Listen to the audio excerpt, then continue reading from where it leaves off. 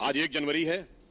आज आप सबको बधाई देना चाहता हूं कि रोमन गॉड जैनुस के नाम पर इस अंग्रेजी नववर्ष के प्रथम दिन की आप सभी को बधाई।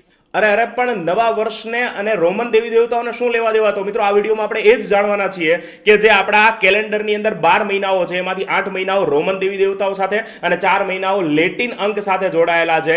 પ્રથમ મહિનો જાન્યુઆરી એ જાનુસ નામના રોમન દેવતા જેમને 2 મોઢા છે, જેના દ્વારા ભૂત અને ભવિષ્ય જોઈ શકે છે, એમના નામ ઉપરથી છે. ફેબ્રુઆરી નામ રોમન શુદ્ધિકરણની વિધિ છે ફેબ્રુઆ, એના ઉપરથી પડ્યું છે. માર્ચનું નામ યુદ્ધના દેવતા માર્ચ ઉપરથી પડ્યું છે. એપ્રિલનું નામ પ્રેમની દેવી એપ્રિલિસ ઉપરથી પડ્યું છે.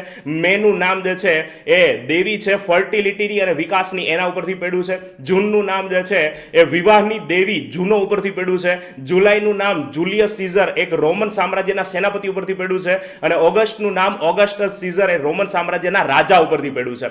સપ્ટેમ્બર જે હકીકતમાં 9મો મહિનો છે પણ એનો અર્થ થાય છે સપ્તમ લેટિનમાં, જે આપણા સંસ્કૃતના સપ્તમ સાથે પણ મેળ ખાય છે. એનો મિનિંગ થાય છે 7. ઓક્ટોબર ઓક્ટોનો મિનિંગ થાય છે 8. નવેમ્બર નવમનો મિનિંગ થાય છે 9. અને ડિસમનો મિનિંગ થાય છે 10. અને આપણે આને ગ્રેગેરિયન કેલેન્ડર કહીએ છીએ કારણ કે સુધાંશુ ત્રિવેદીએ જણાવ્યું એ મુજબ તે ખ્રિસ્તી સેન્ટ ગ્રેગરી દ્વારા અપનાવવામાં આવ્યું હતું. તો શું આ માહિતી તમને પહેલાથી ખબર હતી? જો ના ખબર હોય તો કોમેન્ટમાં લખો અમેઝિંગ, અને તમારા અન્ય મિત્રો સાથે પણ આ ઇન્ટરેસ્ટિંગ માહિતીને શેર કરો. અને આવી માહિતી મેળવતા રહેવા માટે મારી ઇન્સ્ટા આઈડી ઓફિસર કરીને ફોલો કરી લો. જય હિન્દ.